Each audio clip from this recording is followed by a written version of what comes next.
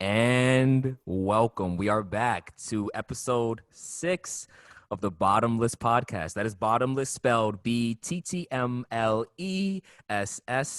If you're a return listener, thank you and welcome back. We're so happy to have you with us. If you're a new listener or first-time listener, thank you as well. And we hope you stay and plug in and just kind of follow us along for wherever we go with these episodes. And if you are a last-time listener, shout out to you too. We understand and we hope you return one day.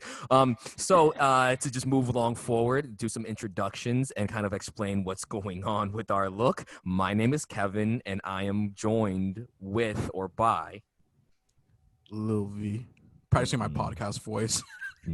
Azula, Princess of the Fire Nation. It's So happy Halloween. yeah, Keons. for real. Yeah. Wow, that is actually really good. So we thought it'd be cool for this week prior to go ahead and, fulfill a little Halloween spirit. So we all decided to go with something that we could all kind of come from the same, like cartoon or whatever. And so I'm Prince Zuko, and Vince, you are. He's the Dev Patel Prince Zuko, to be clear. You just are. And to be clear, when this episode drops, it'll be a day or two out of Halloween, so this is right on time. But That's I am true. kidding. And then, of course, Leslie already said she is Princess Azula. It's fucking lit. It's lit, you guys. Yeah. Look, I So got the scooch whole on over iTunes. to our YouTube. Yeah, if you're on So you can- Spotify listening, this is worth coming over to our YouTube. Sure, Oh. for We sure. were, to be clear, we were specifically inspired by the live action film. Just the cinematic genius pushed us to choose. Yeah, this that's as why our it's so costume. good. Yeah. Yeah. Yeah, so we're just having fun and we're just dressing up a costume, and this is kind of fun, cool, festive. And yeah, this is what we're doing this week with our current topic. Oh, and actually, real quick, I want to just drop this hot take before you guys get into your hot takes on Avatar. I feel like the conversation has recently emerged of like people have realized that it's written by two white guys. And I just wanted to real quick drop my opinion on that because I didn't know. And then I found out. And I think it's it seems to be universally understood that like we all love this show and it's beautiful and like, it pays homage to like a bunch of different Asian cultures. But I also am very much excited about the turn toward letting people tell stories about themselves. And I would be fine if I never saw another cartoon or movie about Asian people made by white men. That's real. So that's shit. my opinion. But I love Avatar: The Last Airbender. It's a great show. No, that's real. Yeah. Yeah, 10/10 recommend. Speaking of hot takes and like stuff that's in the discourse now, I want to do a shout out to the coon of the week. Sorry, I was really leaning into this hot take. We'll find our groove with it. We'll find the right balance. Yeah. The irony is if we all get canceled because of something that I or Leslie said and not Kevin. Like, that's the sweet irony if it ends up being the case. I've heard feedback real quick. I've heard feedback. One of my friends who doesn't know Kevin, I was like, so what's your like impression? And she was like, Kevin's so pure. So you're not canceled at all. Don't worry. You're good. Vince, don't sell me down the river, Right. Vince, shut the fuck up. Don't sell me down. All right, well, let's see if that's still the case, because I Yeah, wanted go- to see what Mr. Purity's thoughts were. If you ahead. hadn't known, Let her rip. about a week ago, less than a week ago this week, 50 Cent came out talking about how he was endorsing, quote unquote, Trump due to Biden's tax plan. And he was basically saying, his tweet literally says, sorry, mom, but quoting directly, sorry, everyone's mom. It says, what the fuck? I'm out. Fuck New York. The Knicks never win anyway. I don't care. Trump doesn't like black people. 62%. Are you out of your fucking mind? And then, understandably, everyone, Black Twitter, in the media, the liberals, the conservatives who don't care about what celebrities think, apparently, quote unquote, everyone started melting down. So I have some opinions on it, but I want Kevin to get canceled first. And I actually have no idea what Kevin's thoughts were, and he looks like he's about to fight. So I'm curious what you thought. Okay, To be clear, okay. he's just a troll, so I don't know how serious we can take it. And he just walked it back the morning of us filming this. But what do you think, Mr. Which Purity? is October 25th. We're filming this on October 25th, and 2 hours ago, he apparently walked it back. Okay, so let me try to give a Cliff Notes version of my knowledge of 50 Cent. Because, of course, for anyone who doesn't know, I'm 29 years old. I fell in love with hip hop at age 11. One of the first rappers that I fell in love with hip hop for was 50 Cent. If anyone who knows hip hop, Get Rich or Die Trying album. Anyone who really, really knows hip hop, they know that 50 Cent and G Unit was an impact upon hip hop similar or akin to that of like Dipset or like these big or the Hot Boys or Lil Wayne. So like. One of my most impressionable moments in life, 50 Cent comes out, and so of course just his impact and influence on me as someone who loved rap music growing up is really big. So, but also from age 11 till age 29, I followed him closely because motherfucker really got shot 9 times. Motherfucker really went through some like he was really from the streets selling crack, doing like he was really in those New York streets doing a lot of gangster shit, like prime crack pandemic time, right? Like yeah, like he was really in this shit. So if for those of you who don't know, within hip hop culture, within Black culture specifically, there are certain regions and areas of the United States that they don't care for your PC shit. Actually, they don't play by your rules, and some of those places are like Florida, some of those places are Louisiana, some of those places are New York. Like people in certain, especially underclass or like people who are in gangs or might have sold drugs, they don't really care for your people. So 50 comes from a background, and I understand this, so that's why I'm able to empathize episode whatever that was with him, because he even if which I do think he was I just joking. have to say, I love how we make, like, whenever we say empathy, we make it a thing as if we invented the concept just because we talked about it one time. no, we did. It only exists in the universe of Every time we our say that now, podcast. we have like a twinkle in our eye. We're like, yeah, we did that. Well, and also this podcast may never get famous, but I do think that we're particularly unique in the sense that we were talking about empathy at the height of when everyone is really upset with Trump, and we brought up the whole empathy with Trump. So anyway, in referencing Dr. Cornel West for that reference. Anyway, I've been watching 50 Cent from age 11 to 29, 18 years, and also I'm someone who so I can appreciate some good shock. Like, I mean, Leslie and Vince kind of know this about me. Vince more so knows this about me. I appreciate some good shock value. I know that about you. What kids today might call trolling. So 50, combined with the fact that this might not have been where that came from an environment where he don't give a fuck about none of your PC shit and ain't finna, just because he black, ain't finna vote Democrat, which I don't know who he's voting for. I'd be surprised if 50 Cent actually ever voted in his entire life, because I honestly don't think he give a fuck. But put that to the side about where he came from, his environment. Of course, I do think it was just coming from a place of like, if you understand 50, he's a business. He's not just a rapper, and so he understands the value of attention trading. So he sells liquor, he sells a TV show, he sells music, he sells clothing, he sells headphones. He understands that keeping your name in the 24-hour news cycle is important. So if he can say some shit and also doesn't care, like he also likes shock value, and he can say some shit that's going to get his name in these dumb-ass news networks headlines, because news networks have nothing better to say, because we've literally got to the bottom of the barrel in terms of news content. There's no more like journalistic integrity or people providing actually like nutritious content to our like news feeds and Twitters and Instagrams, or like CNN or even Fox News. Fuck every last one of you. Then it opens the door for anyone and everyone with any sort of social platform who understands how to attention hack to come in and say some shit. So 50's like, oh, I haven't been in the news cycle in a while, and that might have been the reason why. But if he can just sit there and go, fuck it, I can afford to say this shit, and says it because he actually watched other rappers like Kanye West do it, and Kanye went from 3.3 billion to 5-point-something billion. People are still buying the shoes. 50 on multiple layers of strategic and also just attention hacking probably understood. It'd be funny to say it'll get me in the news cycle, and they ain't gonna cancel me because ain't nobody getting canceled no more, and if they are, this shit ain't really doing nothing. So I can just say this shit.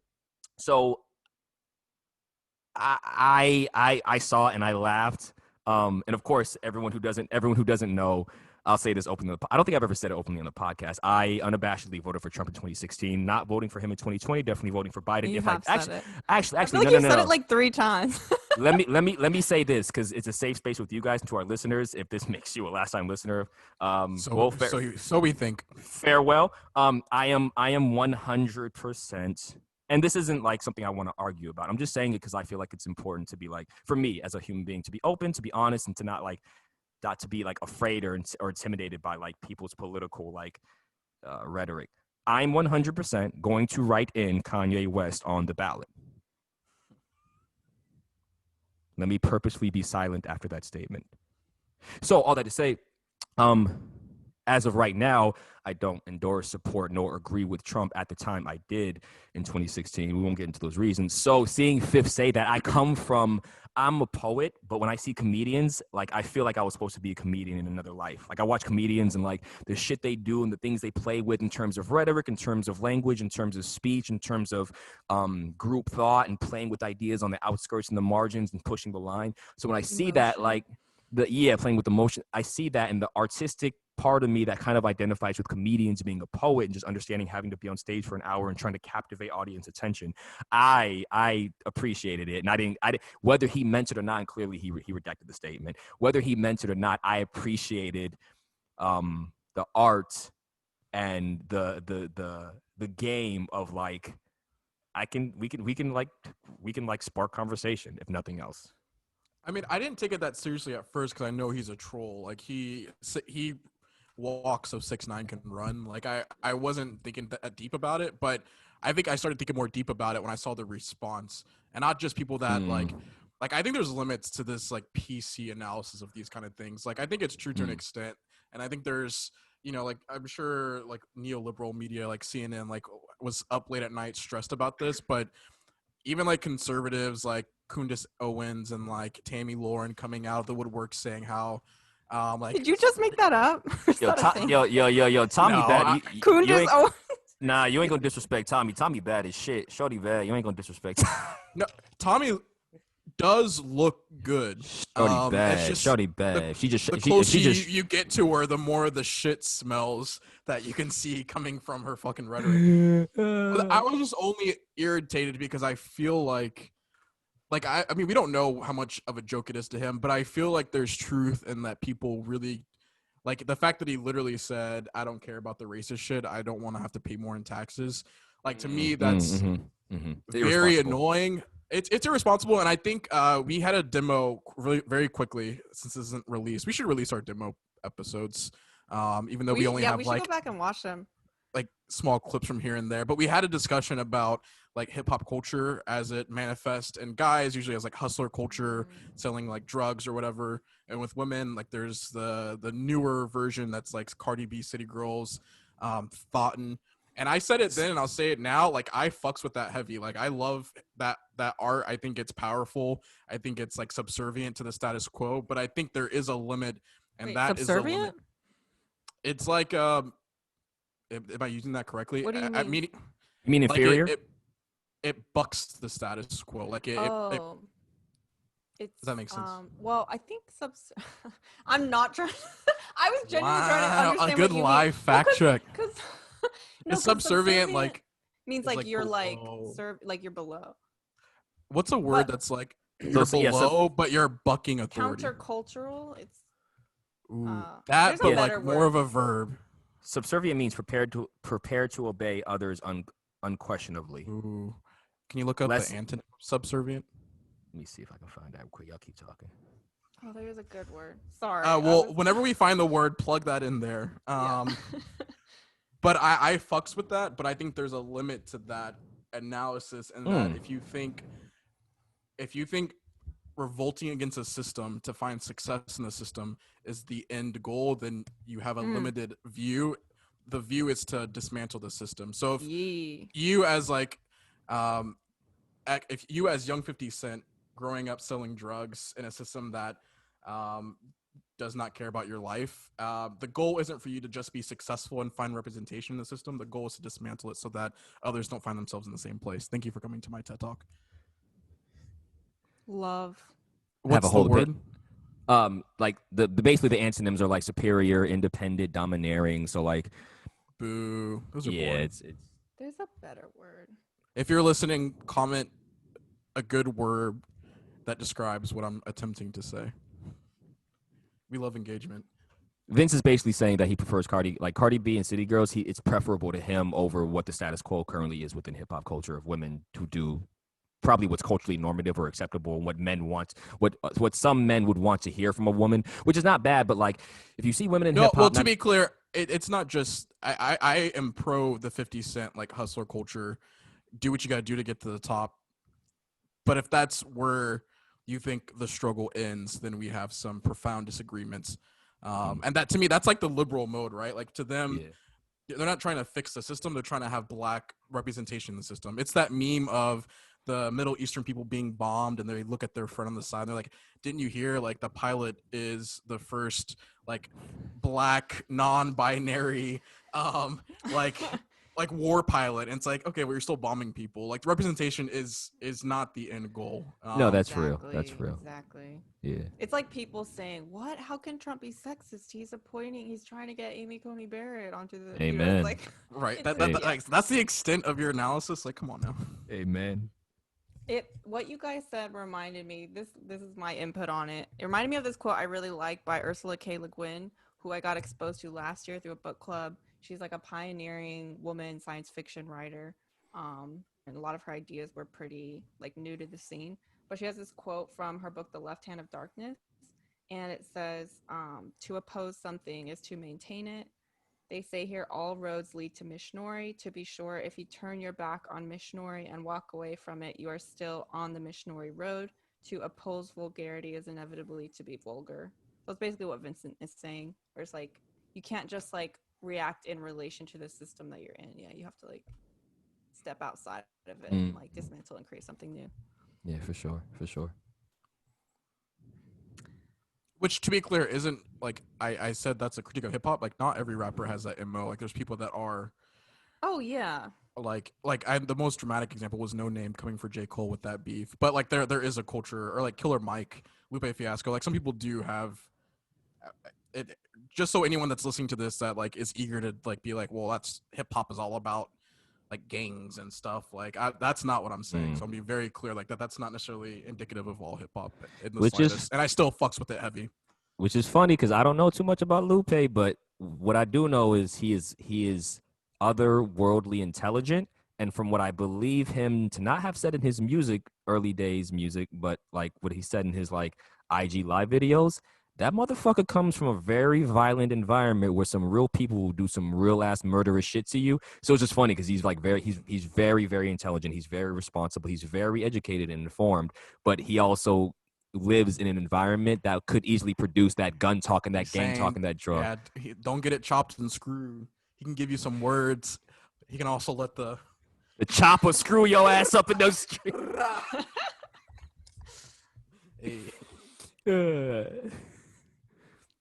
Speaking of death. Yeah, speaking of intro than that, but that's the best one. Speaking of getting chopped in them streets. Look at God. So, yeah, we wanted to talk about death today. And it's nice that this is going to come out like a little bit before Halloween because there's obviously tie-ins there.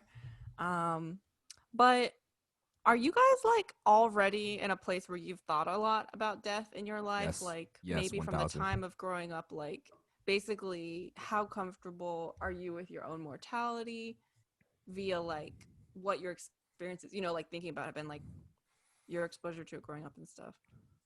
Vince, you want to go first? Or you want me to go first? He lip pointed at you. Oh, okay. I got you. I got my bad. My bad.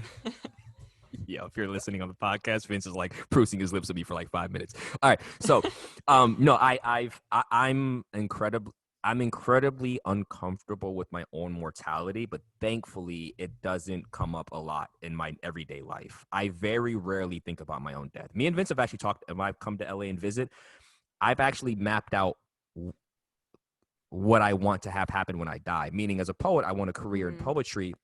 And one of the things I want to do is, As you can tell, we have a lot of fun when he comes to LA. He oh, comes, we have a great time and just talk about death. But so one of the things it's lit. I said one of the things I'm gonna do is like someone like you or someone who like if I can build a company with poetry and I can have like friends and people I trust to like endow with my belongings and with my IP after I die, I want there to be released on like Netflix and YouTube and all these platforms immediately upon my death, like 2 months after, a year after, 2 years after, like hour-long poetry specials and poetry videos. So like my work continues to live on after me. So I've meditated on it. I've even planned out things that I would want to have happen after I die. And when I actually like, if I have, because of my job, because I have to deploy, and because my job is something that's actually a risky job, it's only in moments like that where I may be put into a situation where death is possible that I get incredibly uncomfortable and like, oh shit, like this doesn't feel good. But outside of a scenario that could actually result in death or that has a percentage to result in death, I actually like whenever I think about it or it comes across my mind or I meditate on it, it's more of like an introspective, like very soothing meditate, like drink some tea, have like a Kung Fu Panda moment, like a little mouse guy in Kung Fu Panda, like Master Shifu, and just sit there and like I get very like meta and I draw out, like I'll sit there and go, okay, it's 2020. What do I want to do? I want my poetry to be read in universities 500 years from now. So like that's how I think about death. It's only so I do get uncomfortable. I have gotten uncomfortable, but it's usually only when I get in situations where I feel like, oh shit, like this is very unsafe. This is very risky, and I could actually die. I don't want to die. I'm so scared of dying, but I only feel like that when the situation demands it. What? Maybe I missed it, but what kind of situation demands you to think about death? So like even just being deployed, like mortars hit those bases. Like you could walk out and you could see a mortar hit a base, or you could be like traveling in a certain air. Like you could just be going from the United States to another airspace, and motherfuckers is like launching rockets at you, and like those rockets can reach up and touch your plane. So yeah, it's just like, I mean, just any sense of being in a war zone, like having to go outside the actual confines of the base, or so yeah, those kind of situations. Leslie, have you been in a situation where like you were looking at the face of death, maybe, or thought you were? I don't think. I mean, I haven't. Like near death experiences or something crazy, a final destination moment. So yes, I've thought about death since I was a kid because there were some people in my life who had power and would often put me in positions where I had to think about it, often in a car. So my thinking about death and like, yeah, to easily answer, like I think about myself dying every time I drive in a car, and like one day I'm sure that I'll work through that, but it's not even like really a heavy thing anymore. It's just so ingrained where I'm used to, like, when you're in a car, like you have to be on high alert, that like, yeah, I think about it a lot. So I feel very comfortable with it, and I feel very like I'm very used to thinking about people in my life dying as well, because they were sort of like also in those situations a lot. Which is not as heavy as it sounds. It doesn't feel as heavy as, you know what I mean? Like it's, but yeah. So you said you haven't as much been in those situations? On that note, so for me, no, it hasn't been like in the context of me looking like at death in the face. I do think about death a lot now. I don't think I did growing up. I was trying to reflect on my posture then, and I definitely lost a lot of people when I was younger, but they were all older, like family members, which is still sad, right? Like I lost two grandparents, my grandma, like my godparents, but I feel like my young conception was that this was something that was waiting for me decades in the future. Not that it could impact myself or anyone that was like my age or even like my direct parents. Do you And remember, then Vincent? Do you remember real quick, like when those older figures in your life died when you were young, how you actually emotionally reacted? Like, could you even, like, were you actually sad, or was it more like, oh, I see that people around me are sad, like, I guess I'm sad? Because I feel like when I was a kid, like one of my great grandparents died, and I remember distinctively, like, I think I was under 10, and I was like, oh, like, and I like tried to make myself cry. So I'm just curious if you. wow, you were cosplaying grief. Love that. I I also didn't know him that well, so that's the thing. I feel like I was like genuinely really sad. These are all people that I cared about. Like I was close with my godparents, with my papa. But no, I definitely felt like a visceral sadness too.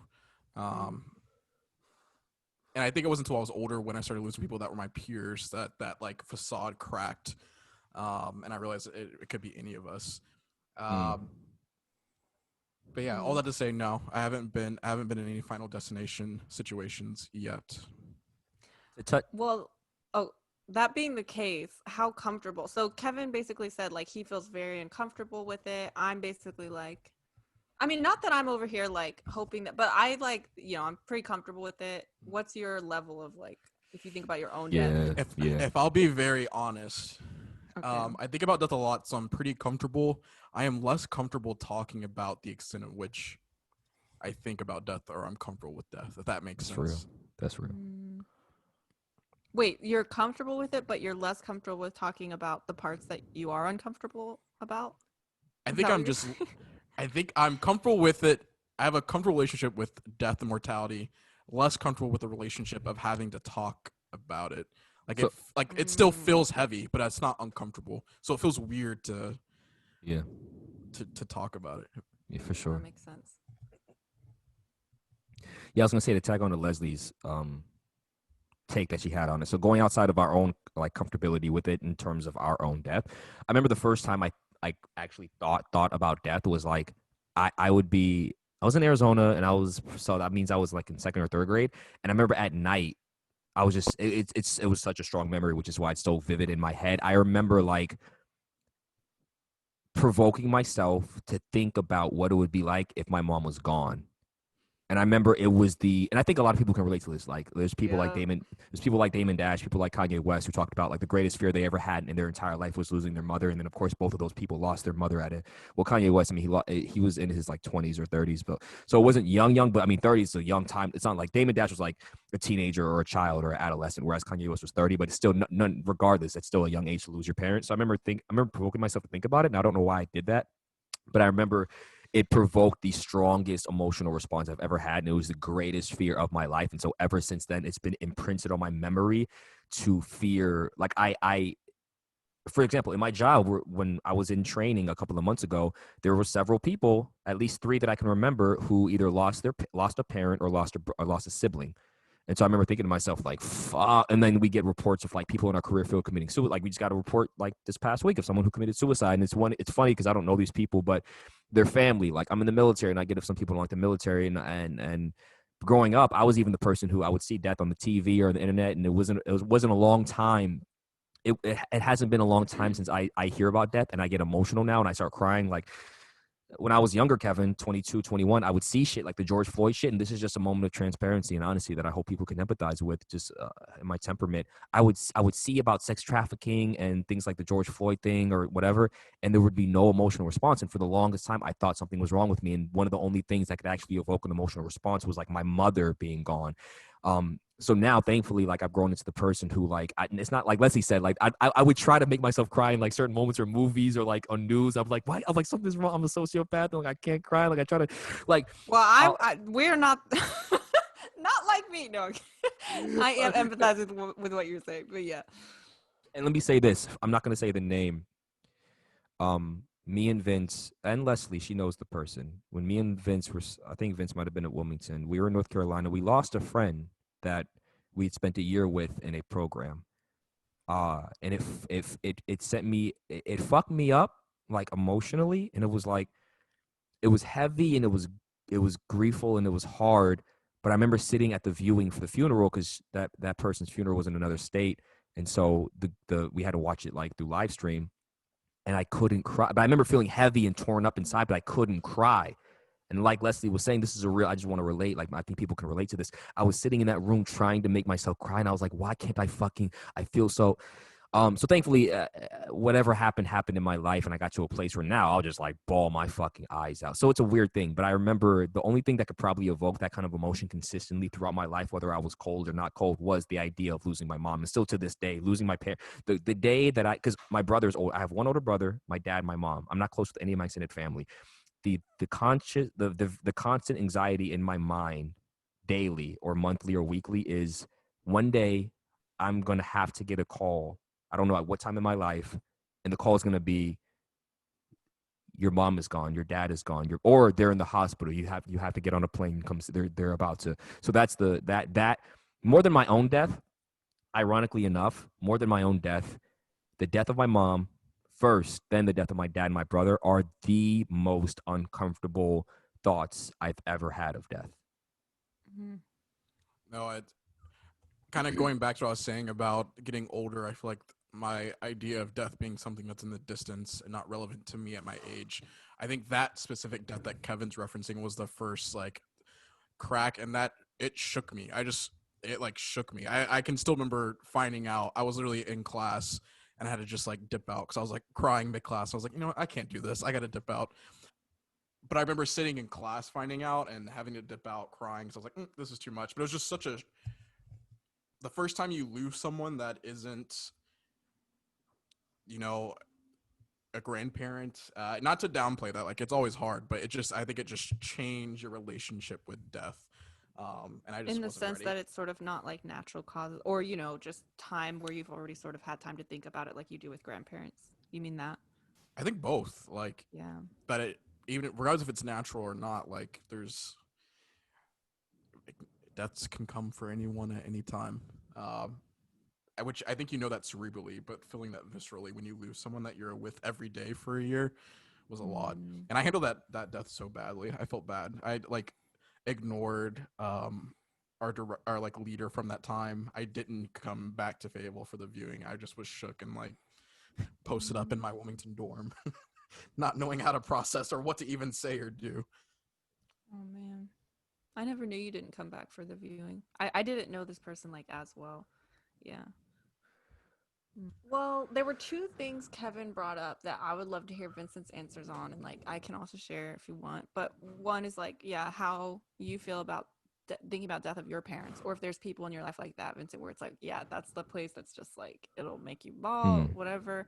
And then also sort of like when you think about your own death, Kevin talked about legacy being such an important thing, right? Especially in relation to his artistry, his poetry.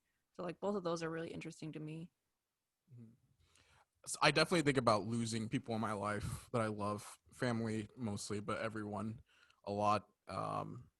Like a disturbing cadence probably of just like ruminating on like just letting my imagination probably sit where it shouldn't sit too long of like losing them, getting the call, what would happen afterwards, what everyone's response be, what Same. their funeral be like, just sitting and wallowing in Taking it this like way too far down in that this alternate cinematic reality. experience. And then I'm like, why am I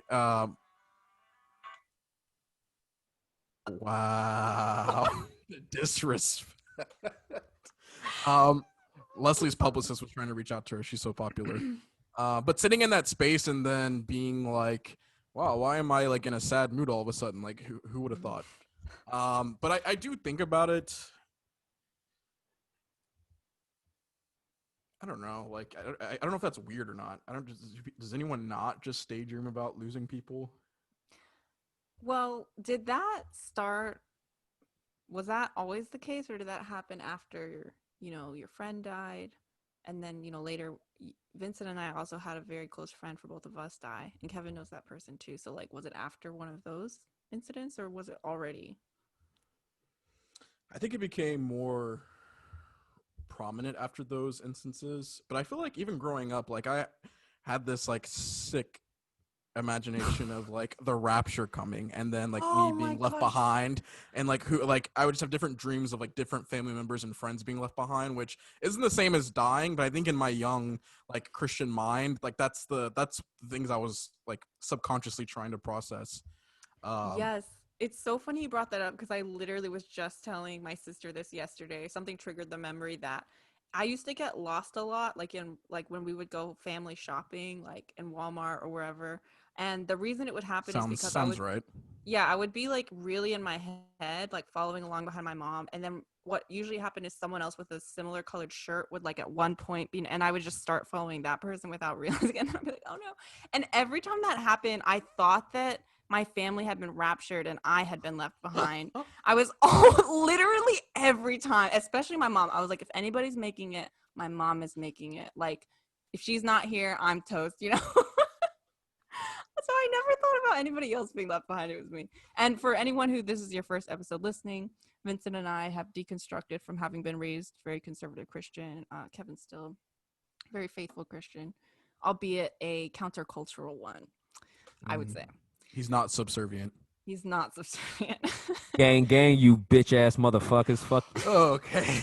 Not you two, as in the Christians, like the people who are Orthodox, faithful Christians, who are atypical Western Christians. Y'all are the bitch ass motherfuckers. Y'all No, who two, are typical. Not Yes, I'm saying, we yeah, cannot use words today. It's a struggle. It's Sunday. It's cloudy in LA. It's a bad omen. But your question about legacy, I do, but I feel like it's not in the context of death. It's more of just like what impact do I want to make? I feel like it doesn't go in the same direction, or maybe as deep as perhaps like Kevin's does. That makes sense. For me, thinking about, people in my life dying, and then also thinking about like after I die, both really changed after Vincent and I's close friend passed away like 2.5 years ago.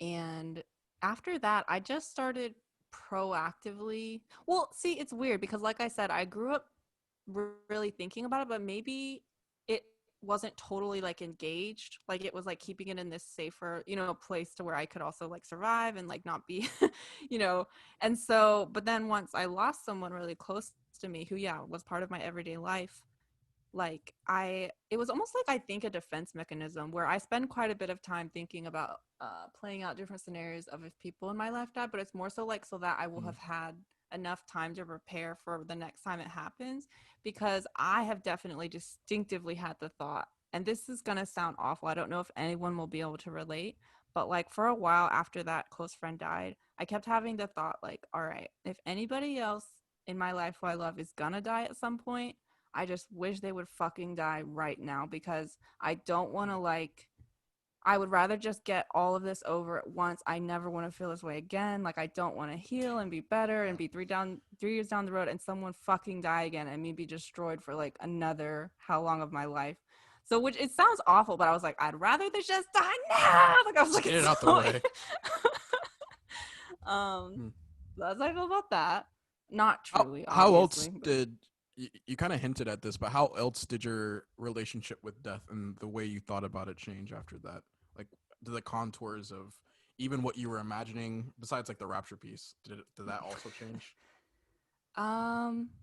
Well, the other piece of like, as far as thinking about death in my sense, is almost, it's not quite the opposite of what Kevin's saying, but it's definitely different in the sense I almost don't want to have a legacy in the sense of like a story that's told about me, because the thing is, I saw that happen to my friend after he passed, our friend, and I saw people sort of like sanctifying him. And this is not to talk down on how anyone else grieves at all. This is just like my personal feelings. And there would just be some things that got like really smoothed over, and like, like when talking about him, it would be like this almost, like this saintly caricature that was like, and just nothing he did was wrong, because obviously there was so much love and like we wanted to like talk about all the good things. But, and I had these conversations with some of our mutual friends with him too. I was just like, man, like we loved talking about the hilariously like bad things about this friend, right? And like the faults and like all the flaws, because that's part of what made him him, and like we loved those things. It was just like, It's part of the we fullness get the of his desire. of his Exactly, personhood, like, of his humanity. yeah, and that's how I just have had that thought about myself. Like I kind of want to write some kind of little letter for like if it happens unexpectedly, just be like, hey guys, just by the way, like don't do that. Like you can talk about all my flaws, all my faults, like I want you to, like I don't care about having some good story told about me. I'd rather just the people I loved and who loved me like remember me, how I really was, and how we really were together. So oof. Yeah, All let right, me y'all. let me let me let me pick up on that. Like I remember talking to a friend in the military, and he was like, he's super like cerebral, unemotional. He was just so removed from the exact person that Leslie was just referencing. he was talking about, man, like one of the reasons he was deconstructing the idea of these rituals and ceremonies we do as American people. So marriage, or as a people, as human race, marriage, graduation, funerals. And so he was talking about, like, man, one of the reasons I don't like fuck with funerals is because, like, motherfuckers get up there and you'll say a bunch of shit that just ain't true. Like, you'll get up there and just start lying and saying all this good shit about this person. And so I thought about it, and as Leslie, This person ended world hunger, and they're like, what? like, yeah, and then like like pastors will get up there and like say shit about someone, like, especially if the person wasn't like a believer, they'll say shit within the faith structure that just isn't true. So what I want to say, like, in if anyone hears what Leslie is saying and has an issue with it, my appeal is, one of the things that makes, if you're a realistic human being, one of the things that makes human beings so beautiful is if you under if you see someone in every nuance and every facet. Meaning, like, I remember Cornell, and like, we reference Cornell West a lot. Cornell West was talking to Joe Rogan. He was talking, I forgot, he was talking about an artist who had like beat his wife and done drugs and done all this. So he was like abusing women, but he was such a great artist and all this shit. So, like, fuck the PC shit. You can plug in anyone right now. Let's plug in R. Kelly. Let's plug in Bill Cosby. Let's plug in every like OJ Simpson. Let's plug in every Let's pick more inspiring examples, but yes. Because I need to pick uninspiring. Well, I mean, I need to pick examples that are very harsh and current to the climate, and that people, I can feel the emotion of, can feel like the brashness of.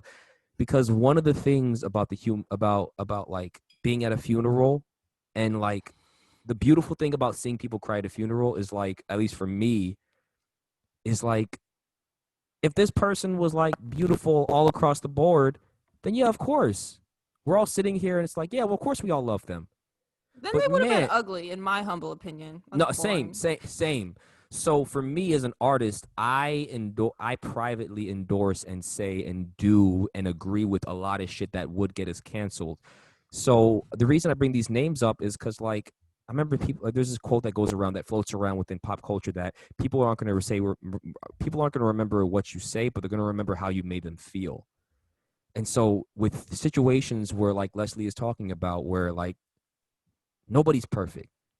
And that's one of the beautiful things about the capacity of human beings, is that you can come into your goal. Every human being is going to have to come into a relationship with someone who is imperfect. And one of the most beautiful things about our capacity as human beings is that we can come into relationship with people who are imperfect in very unconventional, unorthodox, uncomfortable ways, polarizing ways.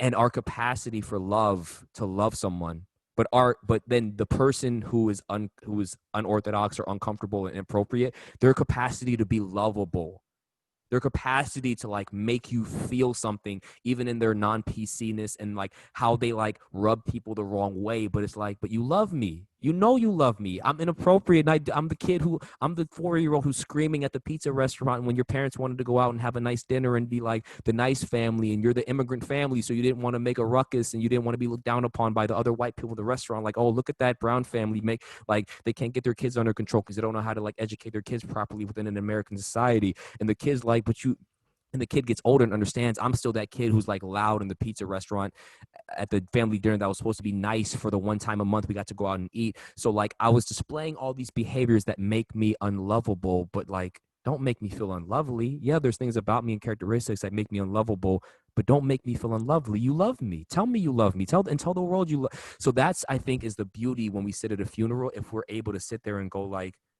this person wasn't perfect, but that's what we do. We take the good with the bad. Like, for me, coming from a Christian worldview, Job is sitting there in the Bible, and Job is this person who lost all of his family, and all this tragedy came upon him. And before he gets deep into beginning to charge God with wrong, his wife is telling him to curse God, and he goes, am I supposed to accept good from God and not accept bad from God? God gives and God takes away, but blessed be his name.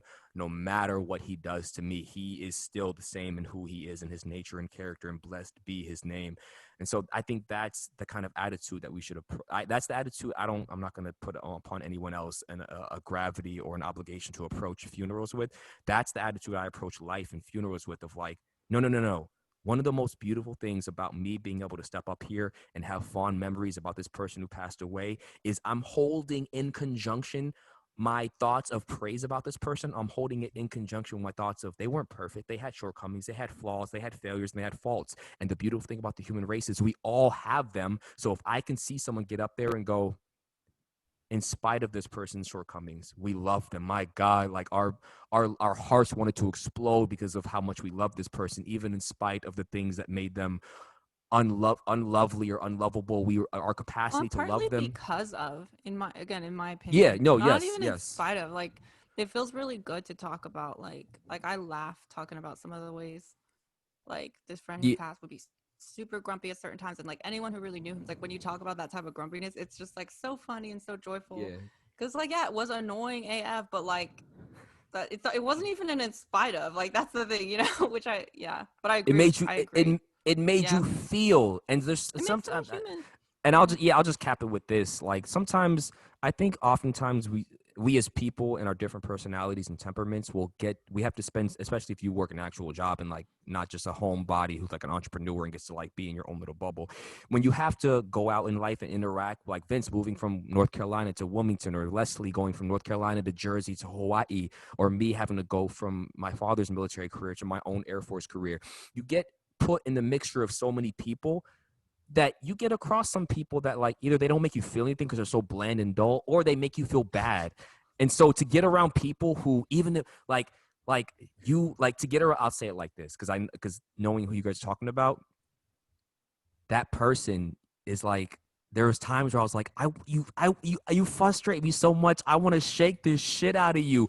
But like Leslie said, because you make me feel, and because you make me feel, there's almost like a two-sided coin of frustration and love. So that coin easily flips. The same reason you're able to frustrate me and pull those strings and push those buttons is the same immediate flip of that coin that like can make me feel these feelings of like jubilance and joy, and like, my God, my heart is endeared to you. You couldn't frustrate me if my heart wasn't endeared to you. So in the same way, to the same capacity that you're able to frustrate me, Such a you're good way also of putting it. you're able to make me go, this one girl that I used to love in 8th grade who like broke my heart. She had her Tying shout it out back to one of your past loves.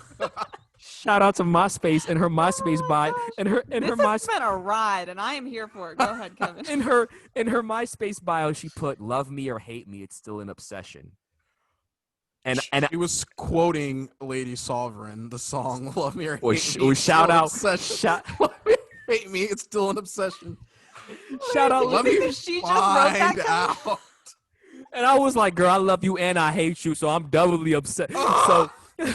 So like that's the complex and beautiful nature of human beings. Is I don't think you can have someone that you genuinely heart exploding love who doesn't have the ability to at any moment be able to push you rapidly over the edge of heart infuriating frustration, because you're in that vulnerable. So I just want to say, like, man, like I agree with Leslie, and I think we should be human, and I think we should be empathetic about our own nature, in that it's okay to like, and it's not to focus or to highlight or to like demonize or criminalize the person.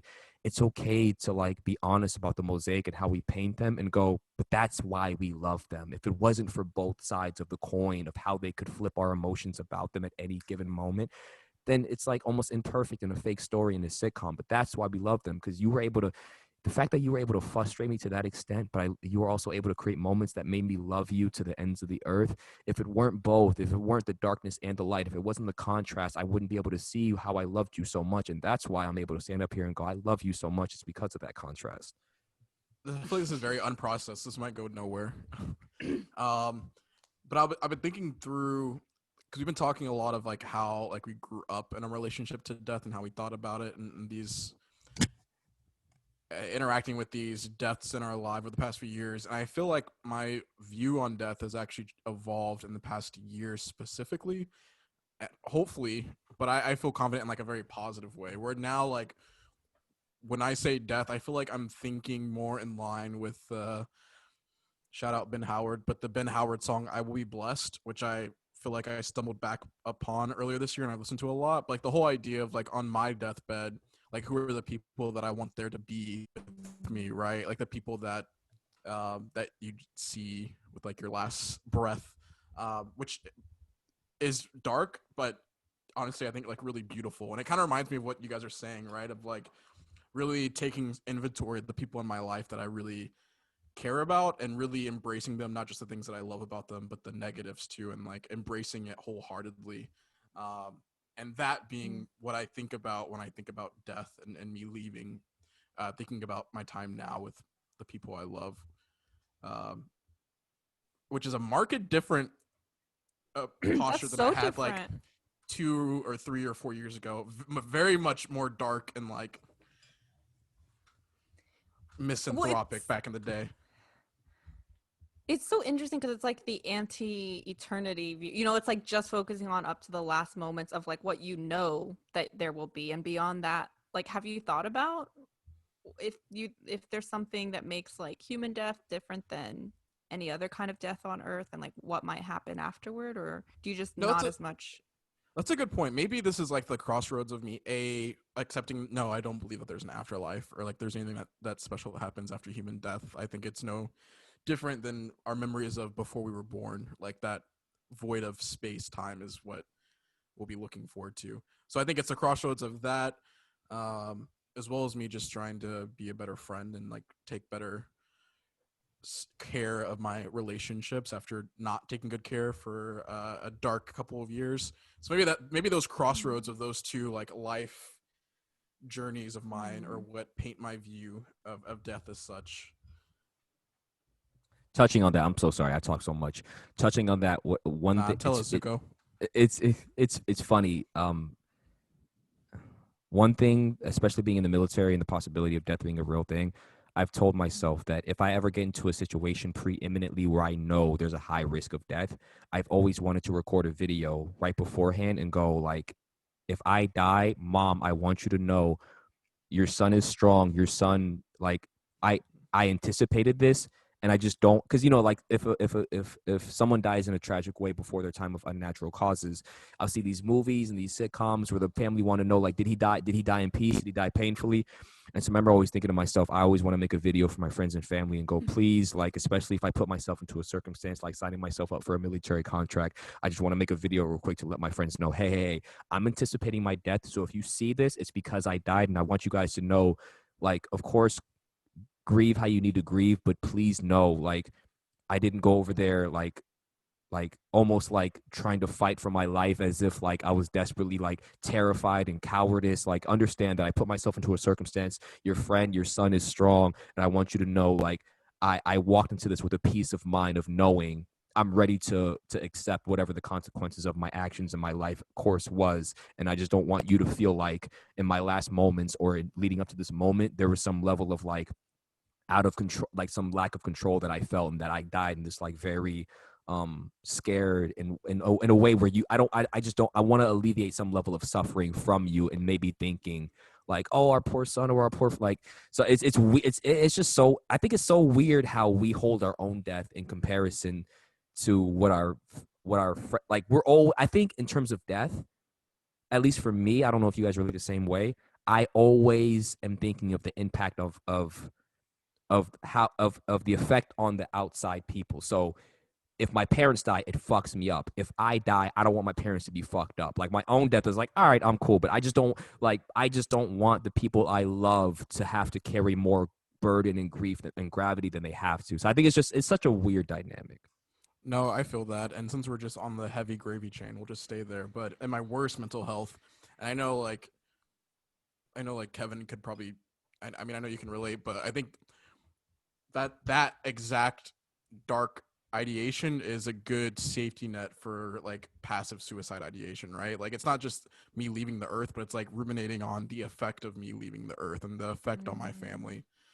It's like, even if I am not that motivated to still be on this earth, I don't want to leave that kind of suffering, you know? Yeah.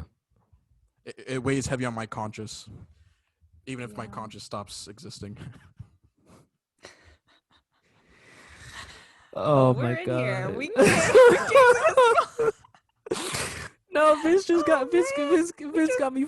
I'm about to start crying because Vince got me fucked up. Because like, so like, just to be, just to share and be honest for a second. Like, I know Vince went through a hard time when he got to LA mentally, and there was moments where like when I wasn't talking to Leslie yet, but he was experiencing the death of a friend, and I'd known that friend, and so I remember reaching out to Vince several times because I just didn't, I didn't know what to do, and I thought to myself, if nothing else, I'm gonna be annoying and reach out.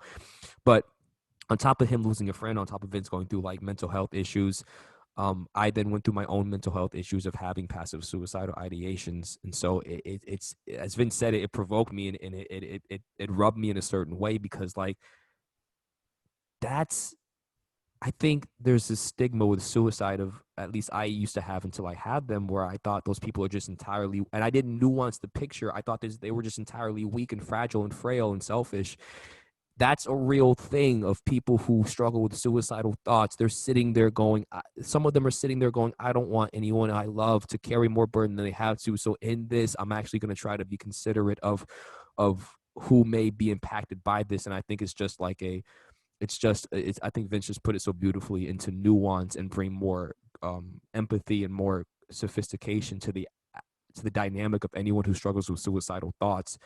That these are strong people, these are beautiful people, they're not people to be looked down upon or descended upon or thought weaker than or thought like less than in society. They have such complex and beautiful natures, and if they end up committing suicide, it's such a tragic event for the people who have to carry the gravity after it. But that's a real thing of people who struggle with those thoughts of like they think about those things and they take into consideration. So it's I just want to thank Vince for mentioning that because it's a true, real, and beautiful statement. It's like a dark beauty though, right? Like kind of going back to I feel like my posture now is that like death is like scary in some sense, like regardless, but it really just to me points back, like staring at death, it points it back at life and that the things in life that I hold dear and need to hold more dear. Which is it's a dark, twisted beauty almost. Yes. Yeah. Leslie, I'm curious. I don't off the piggyback of our deconstruction talk. What is your like relationship with the afterlife, and does that have any impact on your current relationship with death and mortality? Yeah. I would also love to hear I can share about that. And I'd love to hear like how Kevin, how you would describe your understanding of the afterlife too. Because obviously I know what Christians are, but I feel like you'd probably I'd love to hear it like in your words, and your interpretation of that. For sure. But I think that at this point I in some sense do still believe that there's some form of like continued consciousness after human death. And I don't really have any good, it's not because I've like done a lot of research or like it's literally not, it's just like this feeling, and it's more so been my feelings of after that close friend died. Like I actually wrote a little essay on it that Vincent read. And you know, at this point, I don't know. It might just be my way of dealing with and processing, and you know what I mean? Like, and I recognize that, but it is the something that resonates with me where I do still sense that person's presence as existing, which is one of those unexplainable things where it's like, I don't know if that's just like me carrying them in my heart or not. And there's not a way of knowing. It doesn't really stress me out because we literally can't know until it happens. Um, but I have this, my like gut is like, I feel like there's some sort of continued, which even I'm still so early in the stages of learning, but even with learning more about the origins of the universe and the continued processes, and I also don't think it's totally like an unfounded thought that it's possible that in some way we don't understand, we continue. My voice just sounded weird. It was not emotional. But anyway, Cry, Let it yeah. out. Let it out. cry for the audience, Leslie. You have all that practice of cosplaying grief when you were younger. You should be able to cry on demand now. True. Yeah, like, does that make sense? When I talk about Yes. it, actually, sort yeah, it's like we just might not know what that looks like or means, but it doesn't actually seem like it's purely illogical to think that there's some form of continued consciousness, whether that's being absorbed into a broader sense of it. Um, but yeah, I'm not sure. Did you before? I want to hear Kevin's thoughts too, but like, did you ever go down those trains, Vincent, after you deconstructed those Um, pathways, basically, of like this type of thought? yeah, I mean, yeah, I think that's where I was immediately Mm, after deconstructing and before like really constructing my more mm, secular understanding of life and consciousness. Um, you would think that I would be, maybe I was. You would think that I would be more upset at like the thought that there is no afterlife. But I'm not actually. I feel very at peace with it, surprisingly. mm. Well, your lens of it pointing back at life is really beautiful Hmm. and makes sense. Yeah, with why it wouldn't be as upsetting. What does heaven mean to you, Kevin? And like, what do you think is actually going to happen when you die? Um, so Or not even heaven, but the afterlife. Yeah. yeah. So I definitely still hold a traditional view of the idea of a consciousness after post-human life. So death, we die. In my head, in my interpretation, my worldview, Kevin Ortiz, the body goes into the grave, the body ceases to exist, and then something of an amalgam of my soul, spirit, and consciousness transfers to a different reality and realm. And so I think because of a very complicated biblical worldview, I think that goes into an interim space, and then I think a certain thing happens in history with Jesus and with God, and then man, this if you're Christian, I'm really sorry, and I'm not trying to offend anybody, and I'm not trying to impose worldviews. I'm just trying to paint the picture as clearly as I can of of the views that I hold. So what I'm going to say is I'm not trying to like make anyone like I'm not trying to discount anyone's worldview of what happens after death. I'm just trying to paint what I believe to be the biblical account. So I think up until a certain moment of where Jesus is supposed to come back in my held worldview, there's this interim space of my consciousness, soul, and spirit that they go into, and then Jesus comes back. And I think this current world we live in, there's a current heaven and a current earth. A current heavenly space where God exists and spiritual entities exist, and it slightly overlaps with the current physical space of Earth. And I think that old heaven, the current heaven and the current Earth pass away. A new, what the Bible says in Revelations, the new city, the new Jerusalem descends from heaven, and what Adam and Eve were supposed to be responsible for in the beginning, which is starting with the garden and then cultivating the entire world by populating, being fruitful and multiplying, and creating cities and technology and music and education and science and all these things. I think and skyscrapers and planes and travel and all, I think all If that's you're supposed to. listening and not watching the YouTube video, Kevin just did a whole finger tut while he was describing this, and it was actually beautiful. It added like a 3D element, but sorry, carry on. No, you're good. Thank you. So I think that's going to be the reality. I think of course, a lot of people paint heaven as like we're going to sit on the clouds. It's going to be super boring because there's going to be angels playing harps, and we're just staring at this being all day. And for our eternity, that's going to be super fucking boring.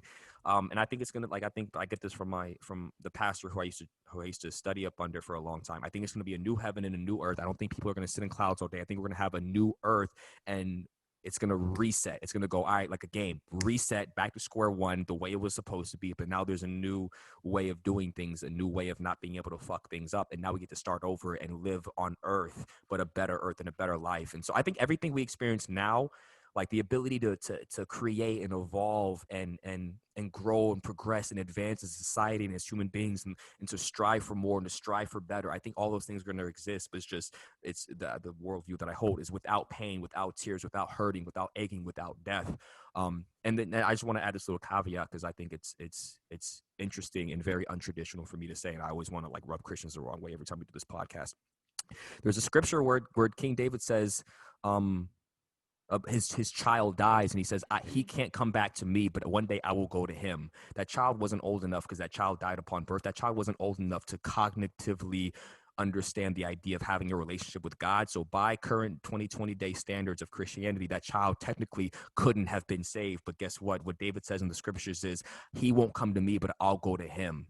Inspired by the Holy Spirit, David says, I'm going to him. So there's this notion where David's saying he's in heaven. I'm going to be with him one day.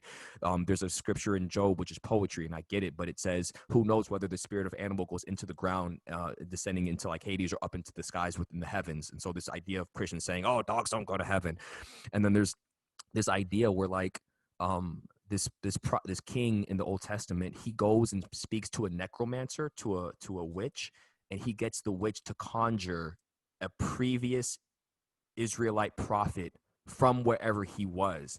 And so I remember asking my pastor about that, and he couldn't answer it for me. And he was like, I don't know what to say about that verse, because if I say that it's true, it validates witchcraft. But if I say if it's not true, the scripture itself says, and Samuel arose from the ground, and the witch screamed, because she realized the witch was only able to conjure like a certain kind of spirit. And the witch realized, oh shit, this isn't the spirit that I usually conjure. This is like, it looks like a god. It looks like the actual person that he was trying to get up, and I'm not used to seeing this. And so I mentioned the spirit of an animal after death. I mentioned the spirit of a baby, and I mentioned the idea of like this spiritual realm aspect where there's this even in life, there's this spiritual realm that overlaps our physical, and where people may die and go to and transition into.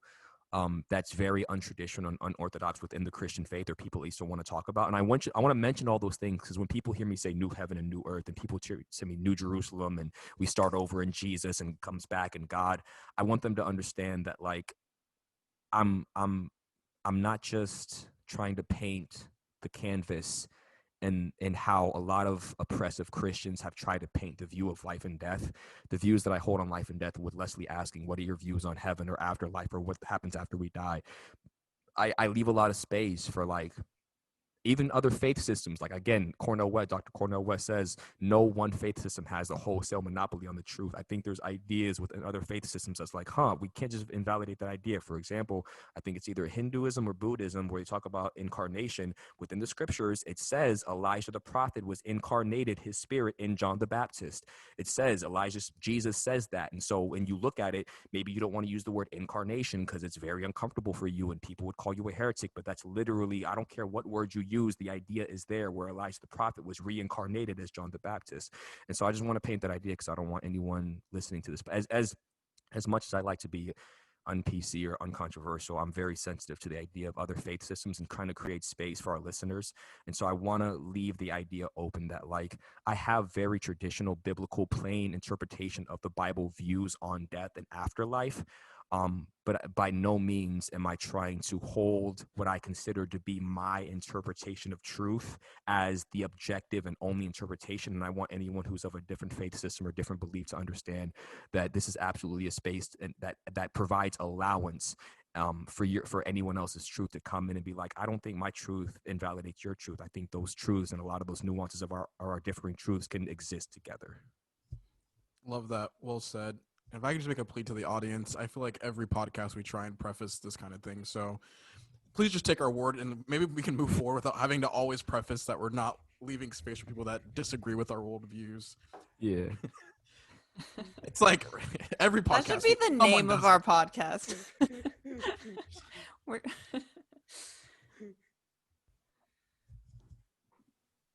Well, this was actually, I'll say that going into this talk, for some reason, I felt very naively like, oh, this will just be super easy to talk about. But I feel like in the same way Vincent mentioned in our last week's episode, which was deconstruction, toward the end, after like almost 2 hours, he was like, we barely scratched the surface. I feel like we even less scratched the surface with this one. Yeah. Okay, so what I'll say is, this is what I want to say in our parting thoughts about death. This is my soapbox, so bear with me. Uh-oh. If you are a church, if you are a pastor, and if you are a Christian, and the way you are trying to evangelize non-believers, or the way you are trying to sanctify current believers, is by fear-mongering and painting a portrait of death and hell as the primary motivation to push people towards Jesus, you are wrong, and you will be judged harshly for how you handled the idea of the gospel while on earth. And I'm not joking. I'm so serious. And if I wasn't an empathetic person, I would punch you in your fucking face. So in speaking of death, because it's I wish every Christian person before they evangelize had to experience the death of a loved one, so they understood the gravity of having to speak to someone about death. Because if you walked up to someone in a Walmart parking lot and go, do you know where you're going after you die? Dog, I had a friend call me when I was 18 years old because his little 2-year-old brother slipped and fell into a swimming pool, and they walked out into the backyard. His little brother was face down, 2 years old, in a swimming pool. Don't talk to my friend about, do you know where, because he wasn't a believer. And we stopped talking for a little while. He calls me 10 o'clock at night in tears going, my little brother, 2-year-old, just drowned in a pool. Kevin, is he going to heaven? As an 18-year-old Christian, I didn't know what the fuck to say to him. So we had to talk, and it was awkward, and it was uncomfortable. But I remember in my empathy of just understanding that I was talking to a hurting human being about the death of a loved one, that what I wasn't about to say was the idea that if his little 2-year-old brother couldn't cognitively understand the Romans road or the gospel, that he was burning in this idea of a conscious hell. Because again, I'm going to revert back to King David talking about his child that Bathsheba first got impregnated with, and him saying, he's not going to come back to me, but I'm going to go to him. So what I'll say is, as the Christian of this podcast, if you are a Christian listening on the topic of death, please take into consideration, if you're talking about afterlife or death or hell or heaven with human beings, please understand, please just be empathetic and understand you're talking to human beings who have emotions and anxieties and mental ailments, and they carry grief and somber and sorrow and depression, and we just carry. So please you never know what someone's going through in their life. So whether you're talking to another believer or a non-believer, please carry that conversation with the utmost graciousness and empathy, so as to try to consider not putting more of a burden of grief upon that person. Period. While also recognize, they posted the cut motion and I'm piping in. Oh no, that was the period cut. Okay. You're good. While also recognizing, and I think we've said this in our last one, but actually didn't go down this path too far. Like, to an extent, yeah, like, I mean, totally hear you. And I think what you said, Kevin, is necessary. Like, it's something that needs to be said. And obviously, again, that's, not from the outside. Look, it's like I was in Christian culture for so long. Here we go again, prefacing. But I also do have, I understand why people feel like it's urgent and they want to put things in that context. So it goes both ways, and it relates to this conversation and that deconstruction talk, and it didn't come up, but it's an ending note that makes sense for me, like for what I have to say about it, which is like, I really hope that the Christians in my life, like when you guys were talking about wanting to alleviate suffering for people in your life after you leave, if you leave before them, like for me, I definitely also think about not just like me being gone, but I just like don't want the Christians in my life to not only have to deal with me being gone, but thinking that I'm suffering eternally. Mm-hmm. So I'm very hopeful that in this life, is there some way, right, to where if we don't believe the same thing, you can still not have to deal with that? I don't know. Right. Yeah. Because there are more shades of truth, right? Like, I do think there's probably a way, like, maybe, I don't know. But, yeah. Yeah, that's real. Yeah. I really love like the like bright and like lighthearted nature of our podcast. Yeah. You asshole. You're an entire asshole. Yo, we're so sorry. Last week we did a heavy topic of deconstruction. This week, close to Halloween, we're like, we got festive for Halloween. Let's talk about death. Listen, I promise we're gonna get like lighthearted and jubilant content and exciting and funny and controversial. I promise, but I mean, if honestly, I can speak for myself at least, but I feel like my mind is in harmony with this podcast. yeah. Just being honest. So No, yes, Yeah. same. Like, I would actually, if I saw a couple of my friends talking about death, I'd be like, yeah, I really want to listen to this. Yeah. Like, we're all I'd be thinking here about for it it. anyway. Yeah. In other news, I had this nice little thought yesterday. You know how sometimes you just have those epiphany moments? Mm-hmm. We'll see if it hits.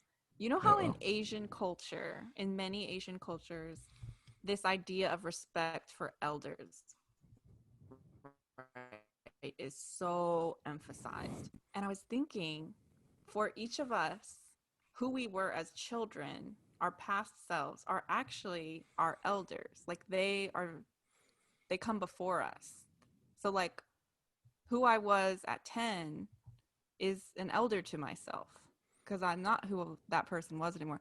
And I just wonder, this is completely unsubstantiated by anyone, but I just had the little thought, I wonder if that's why there's such a common through line in many, especially like East Asian cultures, of this almost reverential enjoyment of a childlike strain. Like you think about Studio Ghibli, you think about kawaii in Japanese culture, you think about in Korean culture, there's definitely a love, like, and I, even in whoever you are, it's not just like a male female thing. Like there's this strange also emphasis of sort of like this wonder and this childlike type. Part of that, I think, it's connected to nature. And a lot of East Asian cultures, there's a stronger connection to the natural world, and a lot of East Asian religions. But anyway, I was just like, oh, that's such a cool way of thinking about it. Like a reverence for, I don't know if anyone else thinks of it that way, or if it's even a thing, but I thought it was cool. That is cool. I love that. I never thought of it that way. That is cool. We need to have reference for what's the like huge baby in Spirited Away? You know what I'm talking about? Is there a name? Yeah. Does the baby have a name? I don't know, but whatever it is, That baby. we need to have respect.